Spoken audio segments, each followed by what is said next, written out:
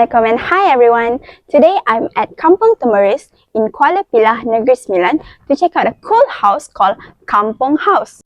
Just so you know, Kampunghouse is owned by Puan Nur Fadilah binti Afandi, or in short, Puan Fadilah. The name Kampunghouse might not sound fancy, but what's interesting is Puan Fadilah has pretty much made almost all of her furniture and her house interior using her magic hand with DIY or do-it-yourself technique.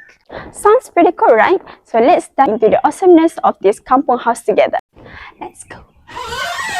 So here is Puan Fadilah guest corner.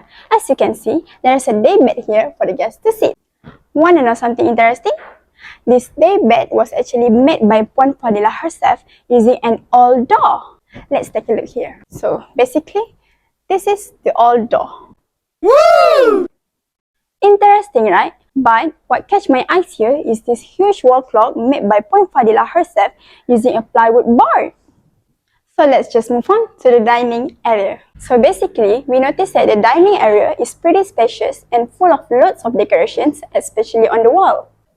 Can you guess which item in this place is a DIY creation? Never mind, I will spill the beans. Know that the cool hanging lamp up there is made from a lid steamer? Well, now you know.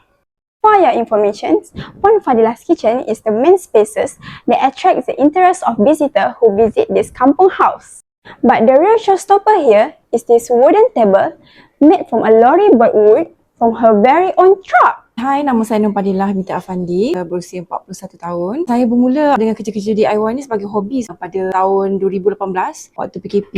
Waktu tu bosan dekat rumah, tak ada apa-apa nak buat. Saya berminat untuk buat kerja DIY ni lah. Selepas itu saya mulakan dengan menukar dekorasi rumah kepada rustic farmhouse. Jadi daripada situlah saya berkongsi di sosial media. Daripada perkongsian itu juga banyak daripada followers berminat untuk mendapatkan barang yang saya buat. Jadi dari situlah mereka mula menempah. Mula ada permintaan untuk saya membuat produk. Daripada situlah bermula daripada hobi. Sekarang ni dah punya bengkel sendiri dan daripada situlah kita mula produce barang-barang DIY sebagai pendapatan sampingan. So basically, Puan Fadilah is a full-time housewife with some pretty cool hobbies. She's also into crafting a handmade product like this adorable wooden tiny house as a side income. For your information, this wooden tiny house is the most requested product from her customer. So who's up for a tour to discover how and where the wooden tiny house is made? Let's join me as we head to Puan Fadilah's wood workshop. Let's go! In Puan Fadilah's wood workshop, you'll find an array of carpentry items and a machine.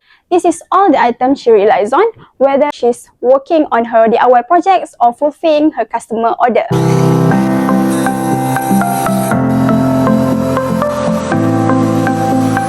Once Puan Fadilah wraps up cutting the wood in her workshop, this is the place where she puts the final touches into her final products.